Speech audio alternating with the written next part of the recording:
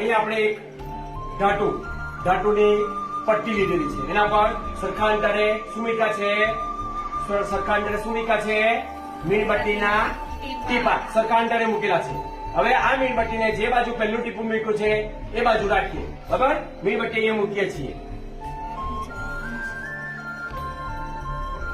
બરાબર, હવે તમે જોશો તો અહીંયા આ મીણબત્તી જે બાજુ આપણે પહેલું ટીપું મૂક્યું છે, તો જે બાજુ મીણબત્તી સળગતી છે એ બાજુથી જ પહેલું ટીપું ગરમ થઈને પડશે. બરાબર, એટલે કે હંમેશા ધાતુમાં ઉષ્માનું પ્રસરણ ગરમ પદાર્થથી ઠંડા પદાર્થ તરફ થાય છે.